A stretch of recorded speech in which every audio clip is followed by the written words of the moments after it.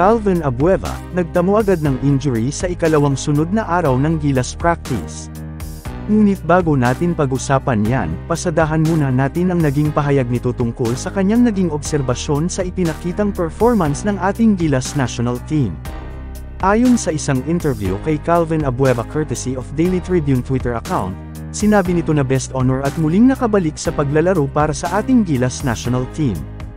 Ngunit base umano sa kanyang napanood sa mga laban ng ating pambansang koponan, medyo nakukulangan ito sa intensity, na alam naman nating isa ito sa posibleng maiambag ng isang Calvin Abueva sa bawat laban.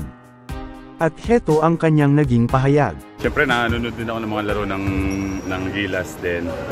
Kanya, medyo may mga intensity na kulang na ano. Samantalang ayon naman sa ulat ng Spin.ph by Sir Jerry Ramos, dislocated thumb can't slow down Beast Abueva in Gilas practice. Ayon umano sa kanyang agent na si Sir Danny Espirito, okay lang naman si Calvin Abueva, may pamamaga umano sa kanyang daliri kaya hirap itong humawak ng bola, ngunit tatalian lang din umano nito at magiging okay na ito. Pahayag pa umano ni Calvin Abueva, malayo raw sa bituka. Ipanalangin na lang natin ang kaligtasan ng ating mga players na kahit sa ensayo ay binibigay ang kanilang best para sa ating pambansang koponan.